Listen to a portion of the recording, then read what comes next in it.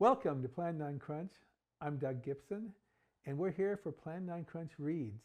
Also, this is my first podcast video I've made since I had an appendectomy, so I'm feeling more healthy, all right?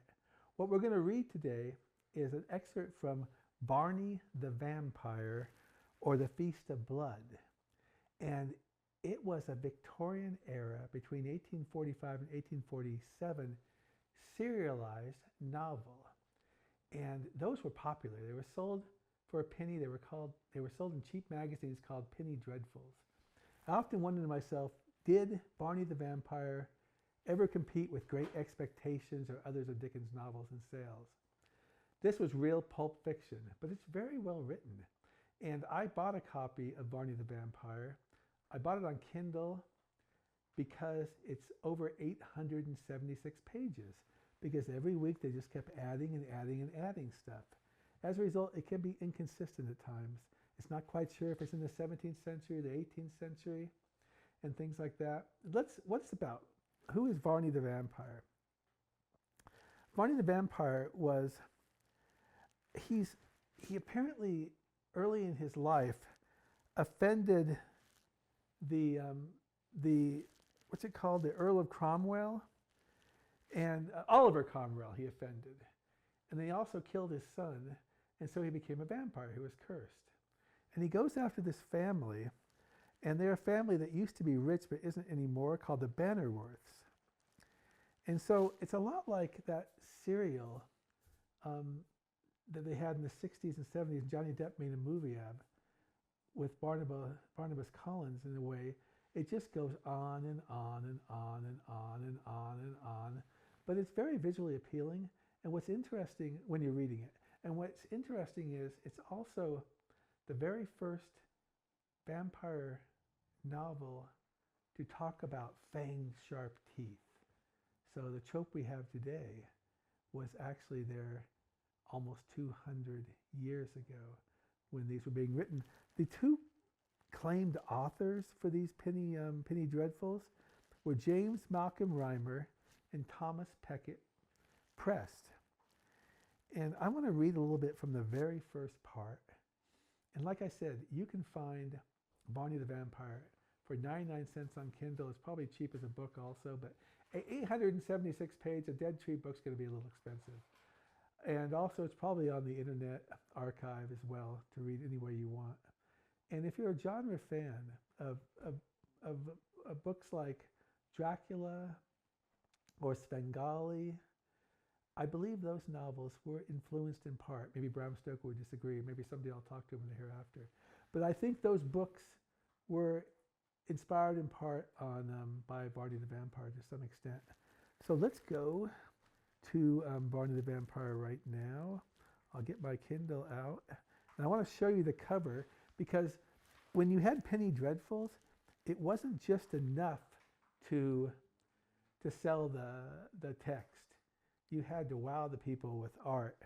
And I don't know if we can see this, Jack, but I'm going to put it up right here. And it's the cover of the very first one. So now we'll go to Varney the Vampire, or The Feast of Blood, and just read a little while, just enough to whet your appetite. Okay, here we are. So, Chapter 1, How Graves Give Up Their Dead, and How the Night Air Hideous Grows with Shrieks.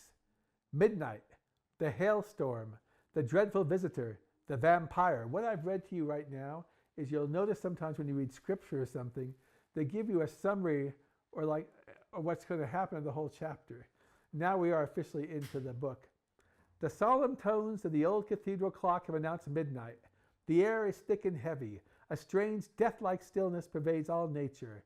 Like the ominous calm which precedes some more than usually terrific outbreak of the elements, they seem to have paused even in their ordinary fluctuations to gather a terrific strength for the great effort. A faint peal of thunder now comes from far off.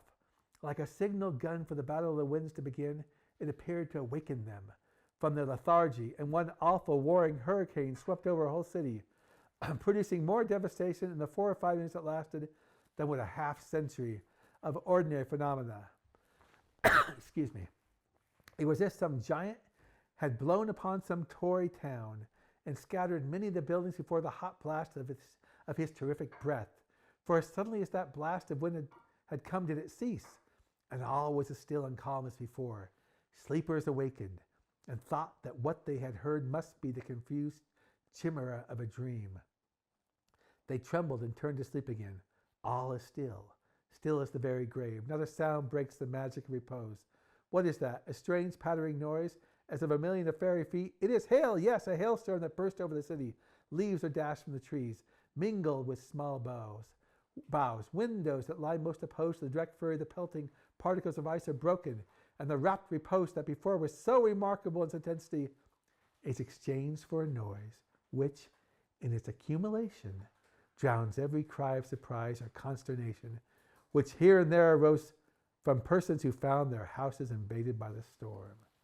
You know, I don't care if this is a penny dreadful. This is good writing. Think back to 1845, 47, why this was so successful. You didn't have TV, you didn't have movies. You had picture lamps sometimes they tried to make something on. I easily can imagine thousands of people waiting for the next edition, maybe on Friday morning, and rushing down to read an exciting tale about Varney the Vampire. Grab the book, read it. It's very inexpensive. And this is Doug Gibson. We're Plan9Crunch on YouTube and TikTok, and we're at Plan9Crunch podcast and blog at Facebook. And our blog, Plan9Crunch.com, has over 1,000 posts on genre, films, and books. Thank you very much, and that's a wrap.